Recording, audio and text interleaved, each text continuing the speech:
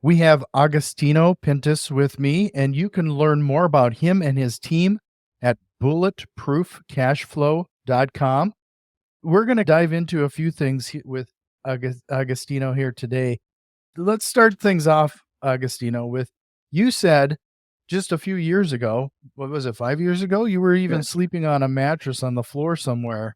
Yeah. And now you've built up to a $350 million portfolio, but you still say that's not enough. It's not enough. It's embarrassing. Yeah. You said, it's terrible. and I mentioned that a lot of people that are listening are going to say that 350 million is like their moonshot. But can you explain briefly why you find that embarrassing? Yeah, it's funny. It's also about it's about context, right? I remember when I did my first deal, I was just over $1 million, and I was scared to death. And now I won't even look at deals for $1 million anymore, unless it's a net lease deal. It's the only thing that we really look at. It's about that because of where the fund is today. The intent has now shifted, right? The intent of what we're trying to do has shifted, and in order to get the reach that we really want to help people eventually, I really want to help people, you have to have a lot more money to do it. And $350 million seems like a lot of money, and it is a lot of money, right? It's just not enough. It's not enough. You have to have more, right? Number one. Number two, part of it is also leaving a legacy for my kids, for my children. I have one, their kids, right? The thing is that, as sad as this sounds, about 5 minutes after you're put underground, people start forgetting about you, right? And it's sad to me.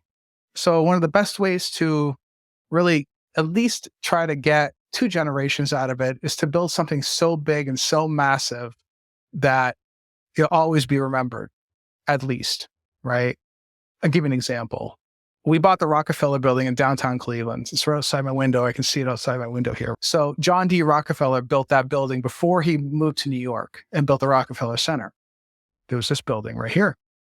So my partner and I bought this deal, and we syndicated it, put it together. And I'll tell you what, forever from now on, my name will be associated with that deal. It's not exactly the legacy that I'm looking for. It's fine. It's great. But really, it's also a monetary legacy. It's having something available for my kids and all the way down the line that to always remember who I am. It's important to me. So 350 million, just not enough. I need $1 billion. And that's really interesting, though. Like, can I ask, why is that so important to you? I don't know. It's a fairly newer type of thing because growing up, I've always been an entrepreneur my entire life. But one thing I did know growing up, it was just about get money, but without having a why behind that get money scheme, so to speak. I don't mean scheme in a bad way, scheme in terms of what you want to see happen. It just, there needs to be a why behind it. If you don't have a why that's big enough to push you, it can be extremely difficult to get to where you want to go. So I decided that I wanted to have a why for my kid, my son. I love my son very much. He's a good kid. And I wanted to find a way to help him get to a place where he can still eventually take over this business one day and maybe even have his kids take over this business one day and keep on growing it from there. And I love doing these types of interviews, these types of talks, because one day his kids will be operating in our business. And they're going to watch a video of their great grandfather talking about real estate and talking about that guy or girl that's going to be running the real estate portfolio at that point too. How cool is that? Mm-hmm. Pretty cool. It's pretty cool. So everything that we do is really based around that. It's about legacy. It really is important to me. This is one of those things, you're about to get me on my soapbox, because I am convinced that as humans, we will typically react only to pain. We will only react out of some sort of pain. And the only other thing that I've been able to identify is that if you're able to identify and define your why to the level that you're talking about, that's the only thing that can pull you forward in those situations. So did you go through some sort of process? At first I didn't. It took a while. I went through a lot of hard lessons. I did it the hard way. If there's a hard way to do something, I'm the one that found it. I'm the one that did it. But you're absolutely right. There's a vision board The vision board will pull you forward. Okay. But the anti-vision board is what you don't want to see happen. So there's an experiment that was done with a mouse. They put a mouse in a tube. Okay. They put a mouse in this tube. So this mouse is the center of a tube, and they tied his tail to a coil. So he's right at the end of the tube. So he's facing towards the front of the tube, and they put, so like the mouse tried to pull its way out, but it couldn't really pull, right? But they put a whiff of cheese at the front, and all of a sudden that mouse starts pulling. So it's pulling harder, right? So it's pulling on it. So it's because there's a reward at the front, right? But then you know what they did? Then they're putting the whiff of a cat behind the tube, and the cheese at the front of the tube, right? That mouse pulled so freaking hard. It didn't break free, obviously, right? And again, it wasn't like a cruel experiment to feed a mouse to a cat, but rather it was more like we're often pulled by things that we want to see happen, but you also have what's behind you that's coming to chase you, and how you're going to get away from it. So part of what we have right now, or what I have a vision board that tells me, like, here's what I want to see happen in my life. Here's what will happen in my life. Here's what I'm targeting. I have an anti-vision board. I use red paper, and I put all the awful things and bad things that have happened or could happen if I don't execute properly. That board is smaller because it's behind me, but it's coming to get me. I think about it. Someone's coming to get me all the time. I see the anti-vision, right? And it keeps you motivated. It keeps you moving. It keeps you moving forward. And that's what I'm looking to do, is move forward all the time. I'm running because I know that no matter what, there's a coil trying to pull me back, and I got to keep going. I got to keep going ahead. And the whole vision board concept I heard of years ago in a book. I think it might've been The Secret or something like that. I remember The Secret came out, 15 years ago or something like that. That whole concept, it sounds all foo and crazy and, stupid. It's all real. That's real stuff. Once you visualize it and you internalize it, you have to make it happen in that way. That's how it happens. And that's one of the biggest, it's a secret, so to speak. All the best athletes do it. The best entrepreneurs do this. They visualize it, they see it happen, and they make it happen.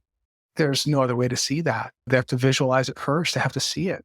And that's whole concept happened back then. I wasn't using the tool properly until more recently, about 5 or 6 years ago.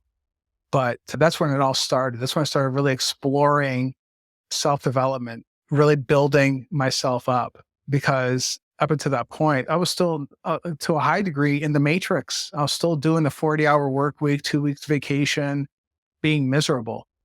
I'm not saying being in the matrix is miserable. I'm not saying that working for a 40-hour a week company is miserable. It is for me, because I was born an entrepreneur. It's just not my bag.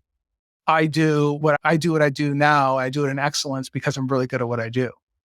And that's okay. Not everybody can do it. Not everybody wants to do it. Not everybody wants to deal with the stuff that I deal with. And it's okay too. It's perfectly fine. My team and I are really good at what we do. We run a lot of assets. We develop a lot of stuff. And you take a certain temperament to do that. And that's okay. I'm curious. You're the first person that I've ever talked to talking about the negative vision board. I'm thinking that everybody goes through that. And there's people right now who are thinking this is a bunch of nonsense. What would you say to them? What was the turning point that made your mindset going, maybe there's something behind this and I should give it a shot? I'll tell you, it's so funny. It's usually it's usually the haters that think it's foo, usually, right? The people that aren't there yet, the people that can't imagine how much work is required to make it happen. Like, I'll see posts on Facebook about, so they'll talk about someone else. Oh, you're just another Tony Robbins scammer, blah, blah, blah. It's, you know what? It isn't like I'm a big Tony Robbins fan or whatever, fanatic or whatnot, but he's achieved some great success. He's helped a lot of people. I'm not mad at him. Good for him. He's made a lot of money doing what he does because he does it very well. He's helped a lot of people in the process. How is that a scam? Is it any more of a scam than, say, Harvard educating a bunch of people? They made a lot of money. Is that a scam too? It's strange how that works, right? That whole, I think it sounds foo when in the methodology that it's delivered, right? In the delivery, when you first hear it.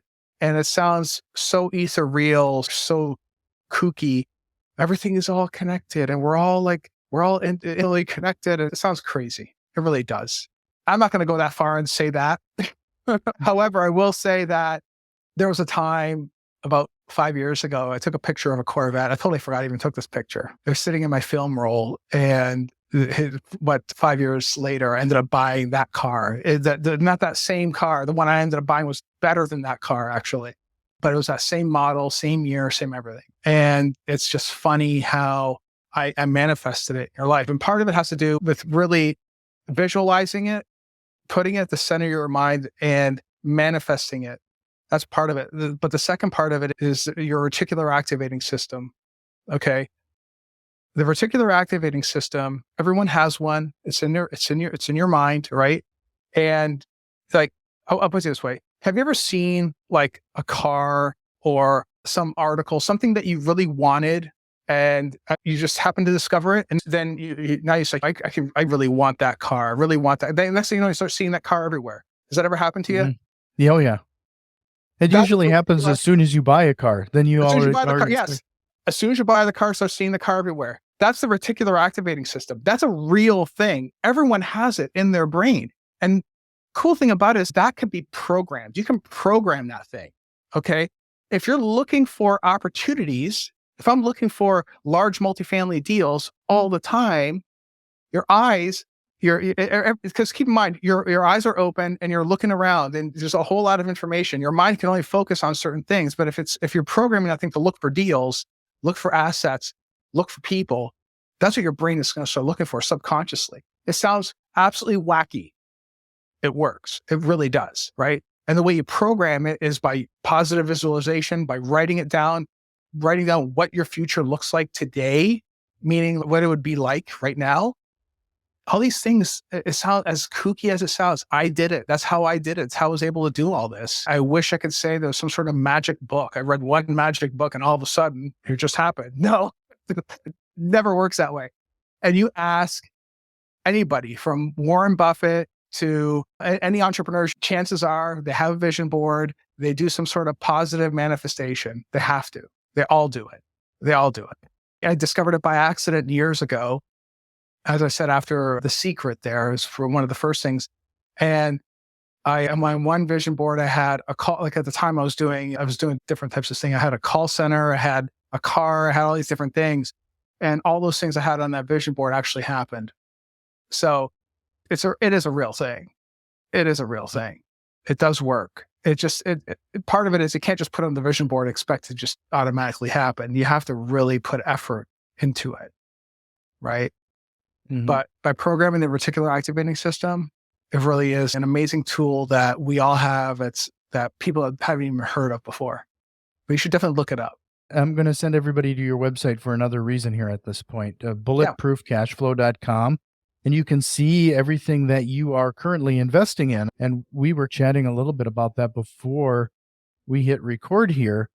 And it looks like you're being very diversified in your investment portfolio. Can you talk to a little bit what led you to some of the choices you've made? Sure. We technically have 3 lines of business that we focus on. The one we started in was in multifamily. So we acquired B and C type of assets. Okay. And I only focus on one market at a time. I'm one of those guys that will focus on, for instance, right now it's Cleveland, Ohio. At the time when we moved into this market, I saw that on a cost per door basis versus the rent, it made total sense to be in this market. It still hadn't fully recovered from the 2008 crash. So as opposed to, say, people were still going into Texas and Florida back then, not nearly as what they were doing today, but they're still moving into that direction. But Cleveland was still like fairly on the upswing. So we moved in, we started really buying a lot of these assets. We have about 1,600 units right now. But I saw about 24 months ago, something like that, 20 months ago, that the market started getting frothy. The cost per door versus rents, this stopped making sense to me. Now, at that point, we started doing development. We started doing adaptive reuse projects and ground up. So we already started exploring that line of business towards the tail end of the multifamily buying time. Like I'm not really acquiring anything right now. I'm waiting it out at this point, right? Now's the time to wait. This doesn't make sense to acquire, for me anyway, B and C type of assets right now. Now's the time to start preparing for what's coming. But we started focusing on development. So we do ground up, we do adaptive reuse of historical assets. I love doing historical assets. I mentioned the Rockefeller is one of them. We also have medical buildings in very nice areas that we're also renovating as well. Ground up deals as well too. Again, here in Cleveland, and we're trying to find deals where there's a lot of juice that make investors a great return and with an opportunity zone component. I love the tax abatements. I love doing those types of deals too, right? Makes total sense. And you get the deals I do are no-brainer deals. They're not like high-risk deals. I don't do those high-risk deals. I won't build 300 units in the middle of nowhere. I just don't do those deals. So we have the development business, and then we have the single-tenant net lease deals. So Dollar General, Dollar Tree, Walgreens. You have animal hospitals, anything with a corporate guarantee that's investment grade tenants. That's what we're doing. We're doing those types of deals. Okay, so we have a blind pool fund that my partners and I go and raise money for, and then we go deploy that money to go and acquire these types of assets in a blind pool. The cool thing about that business is that it is a monthly return, very steady. It's a risk-adjusted return too, right? So it's a monthly risk-adjusted return. So it's not like crazy money like in a development deal, nor is it on a quarterly schedule like on a multifamily. This is a monthly steady return, right? And some people like that. Some people are okay with getting a monthly steady return. They know that in the third of every month or whatever, the money shows up in their account like clockwork. People like to see that. So we also offer that to our investment community. So to our investors, we have these three very unique lines of real estate. Each serves a different purpose. Each has a different risk level. But the investors win in all three of these cases because they have very different return profiles. Yeah, that's what we did. Right now it's just, we're doing a lot of development, a lot of net lease. We're like waiting by the sidelines right now for multifamily to really calm down a little bit and before we jump back in. But yes, that's what we're doing. You hinted at the fact that there's something happening right now, especially regarding the economy. What do you see or what are you experiencing that makes you apprehensive of getting into multifamily right now? There's something it's something that I call the Grant Cardone effect, right? And I'm sure you know who Grant Cardone is, right? Mm-hmm. The social media guy, right? 10X. There we go, right? It was a 10X, right? He's a very interesting guy, right? And I learned a lot from him. I really did. There was a time though when he was saying, it doesn't matter how much money you pay for these deals, just hurry up and buy it. And I heard he said that numerous times. And I'm like, oh my God, that's going to be a disaster. That's not going to end well for many people out there because there is a way to screw up a deal. There is a way to overpay for it. And numerous people have done it. I've seen them do it. And that's what's happened right now. The pricing for some of this stuff just doesn't make any sense. Just doesn't make any sense to me. And if I can't make sense of it, I won't buy the deal. Like I just won't do it. I'm not going to risk my money, my sanity, nor am I going to risk my investors' money and on a deal that just won't work. I just won't do it. I don't have to do it. Even the way that we structure our deals on the multifamily side are in direct alignment with their investors too, right? So it isn't like we're incentivized to hurry up and get the deal closed so we can get a big paycheck. Some people do that way. I'm not mad at them. They do whatever they want, right? Not on me. All I'm saying is that I want to do good deals that make total sense and it keeps the investors happy. Because the last thing I want to do is deal with a whole bunch of garbage and nonsense at this stage of the game. I just don't want to do that. I'd rather get into good deals that are very solid and make total sense. It's so that Warren Buffett does it. Sam Zell does that as well. It makes sense, right? He doesn't want to deal with overpaying for stuff. Warren Buffett's a value investor. It makes total sense to me. That's what we do. We do the same thing. Same thing. Outside of don't just buy anything that's on the market, are there some red flags that you've seen people jump head first in and you would have advised against them? What are some of the things people should be looking out for right now? So we have a coaching program that helps guide them through this stuff. So there's a lot of people out there that don't know what they're doing. And I'm trying to be as respectful as I can. They'll get into a deal, but they don't really understand what it is they're buying. Like for instance, they'll go into a tertiary market. Most people don't know what a tertiary market is, right? But it's a market that has a certain level of income, certain level of people living there, and they'll pay top dollar per unit in a tertiary market. And the rents are even lower. So I've seen this happen several times. And they'll call me up and ask me for help. I'm like, it's too late for me to help you. I would have told you, I would have advised you not to buy the deal in the first place. This is not a good deal. It's when they end up having to walk away from all kinds of earnest money that went hard. It's a shame when that happens. I've seen that. I've seen cases where, I remember a case where a gentleman, he was getting into his first deal. He wanted me to go check out his first deal with him. And the seller was a bit of a nutcase. He shows up there with a gun. He has to go, and it was time to collect rents. So he was collecting his rents with a gun strapped to his side. So visible right there, right? So that's how he has to collect his rents, is with his gun handy, which obviously not a good idea, right? If you have to be strapped to go collect rents, it's probably not a good idea. Right? Number one. Number two, you never go if you have to be strapped, you never collect rents in person. It's all done electronically. That's how you collect rents the proper way. It's also tracked, whatever. But so there's a whole lot of wrong ways to do deals. Okay. And I would advise these folks, and of course they would listen to me, and they'd either join the programs that we have or whatever. Right? But it's not, again, I'm not here to make fun of people or berate some of the choices that they make, but rather it's a case of acquiring there's certain rules when it comes to buying the stuff. And those rules have never changed, okay? You have to pay the right price, acquire the right deals, and make sure that the deal cash flows, right? There's certain markets you can buy for appreciation. There's New York, California. The pricing just keeps going up and makes no sense. You don't buy in those markets. That's not for you. There's certain people, there's certain groups that they do very well in those types of markets. You let them do it. For the most part, it's cash flow. You always invest for cash flow. There's a reason why our show is called Bulletproof Cash Flow, not Bulletproof Appreciation, because appreciation is never bulletproof. Makes sense. That's why we call it Bulletproof Cash Flow. Because cash flow, if you're running the asset properly and you get your expenses in control and your income is on the rise, you're always going to get some money out of it. And that's what we're looking for. That's what we're targeting. With appreciation, you can never count on it. If there's a lull in the economy like there is right now, the valuation goes down. And then how do you monetize that valuation? How do you do it? Who's going to lend you the money to pull out any equity in a time like this, right? It becomes extremely difficult. So you have to really understand how to do that. And again, the fundamentals of this business have not changed in a very long time. So I just stick to the fundamentals. I stick to what the masters have done. I learned from them on how to do deals, how to acquire the right assets. That's how you do it. In my opinion, that's how you do it. I'm not saying I'm the guy that has all the answers, but it makes sense to me, right?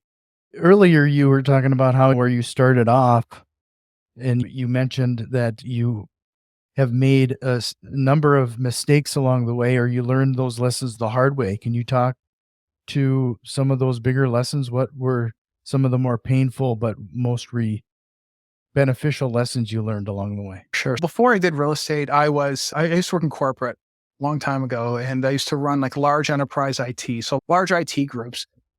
And we built a lot of software, networking systems, things like that. And I was one of these guys that no matter what, I always wanted to do something on my own.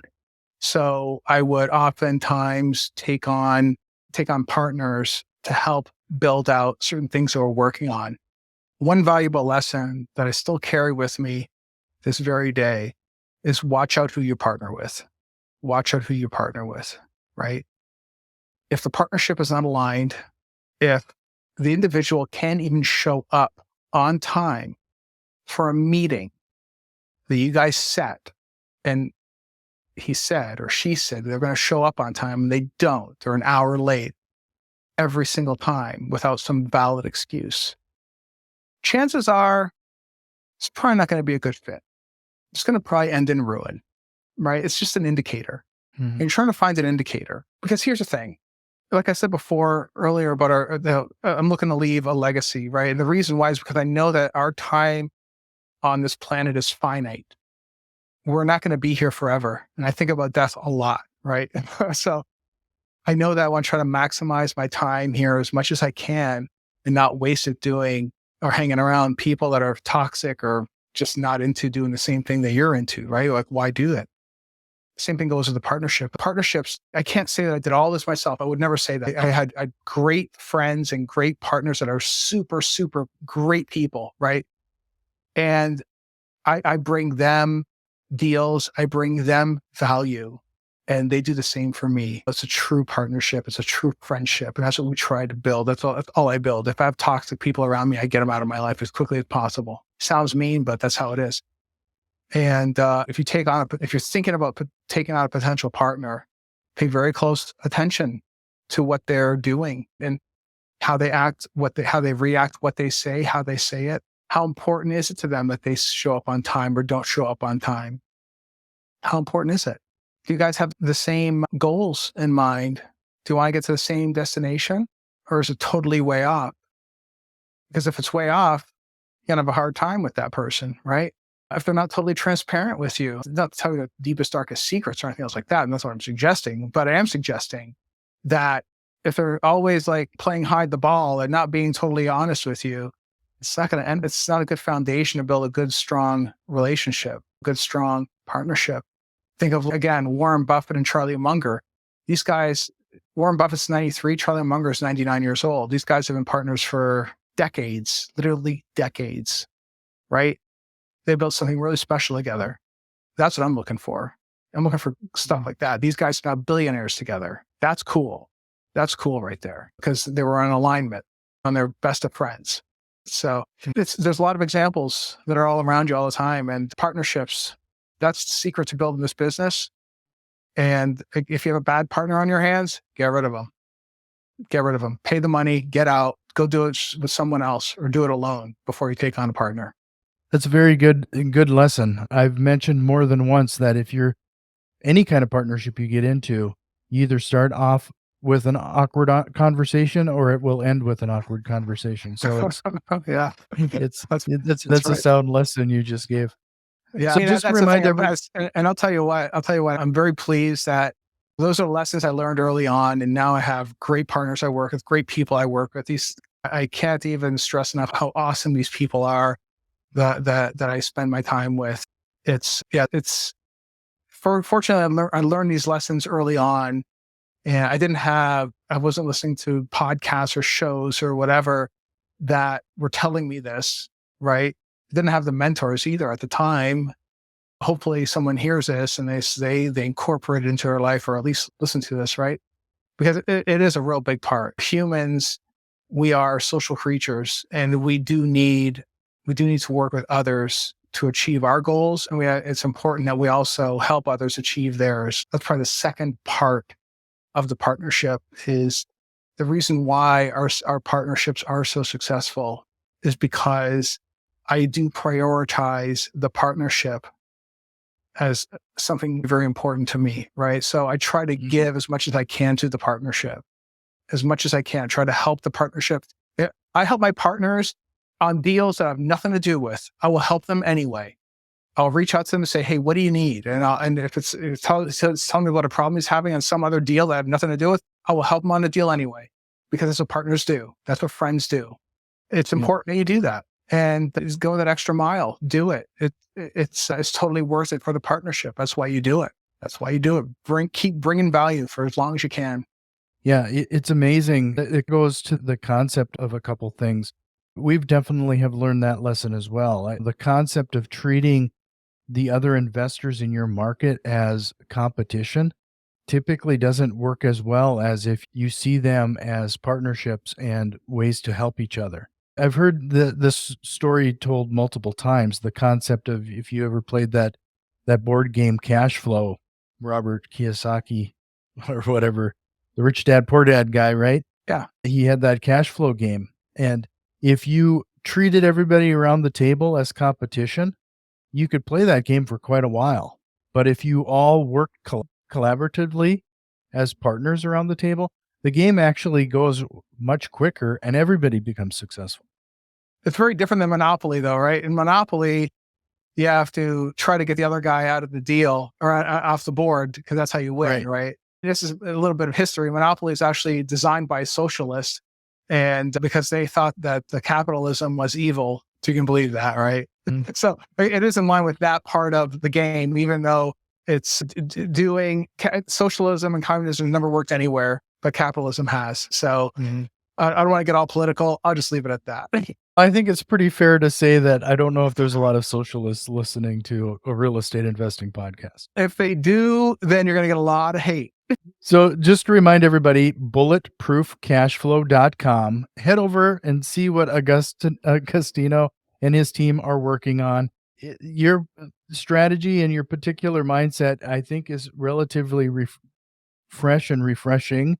I hate to say that, but I've talked to quite a few people who share the same kind of Grant Cardone kind of thoughts when it comes to acquisitions. In fact, I know some guys who will acquire just for the sake of acquiring and hoping that eventually things will work out.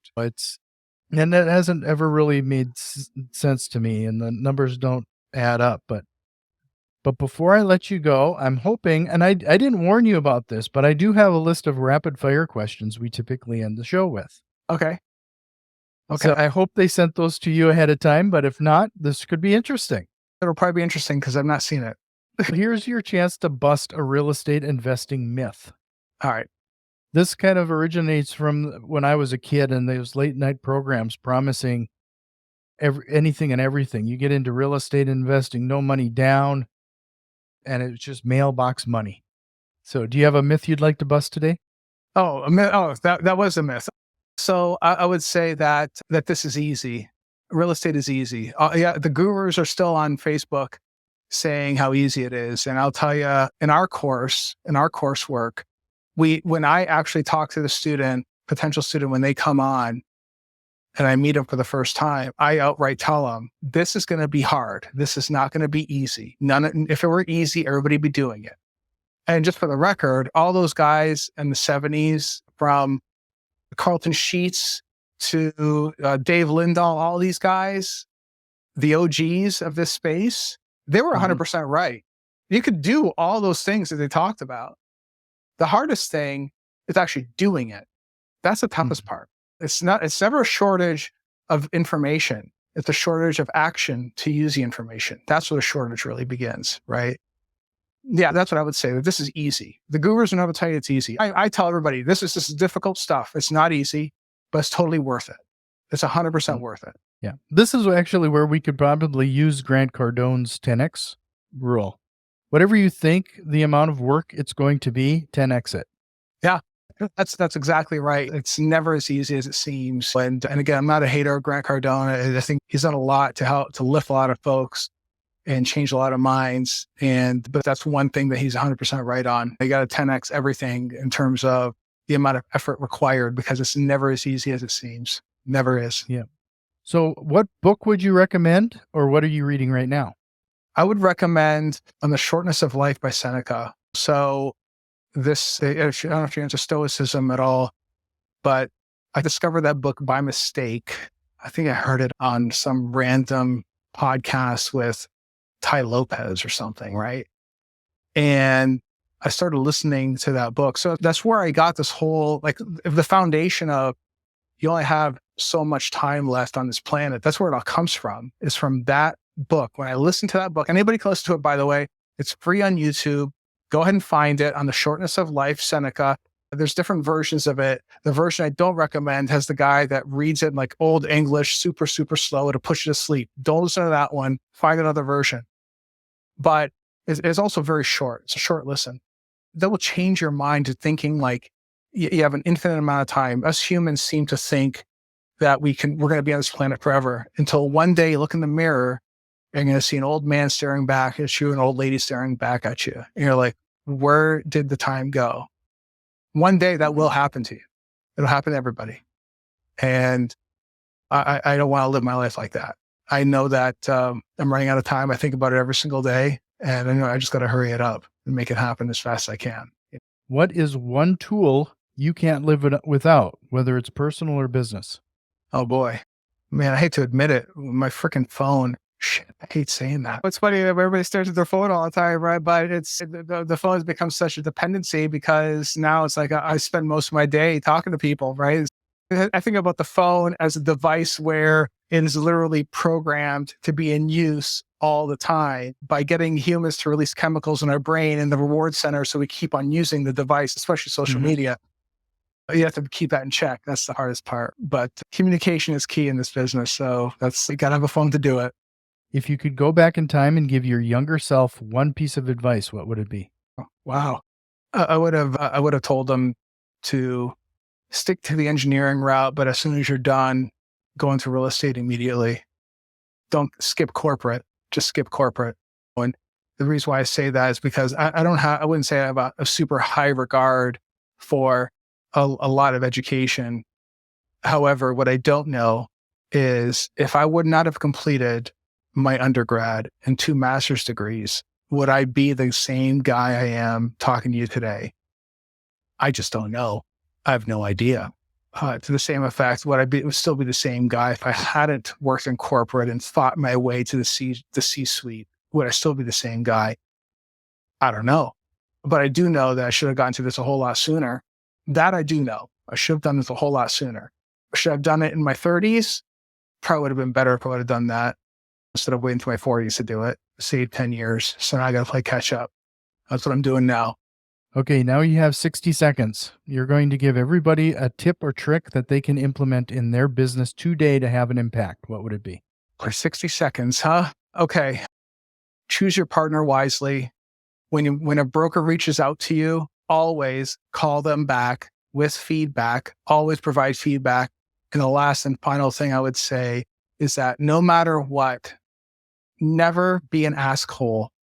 Meaning, ask someone for advice and not follow up with them and not actually provide value to the other person, because that is where your deals are made. If you lead with value first to the other person you're talking to, that is how you build friendships and partnerships that'll last a lifetime. Don't be an asshole. I like that term.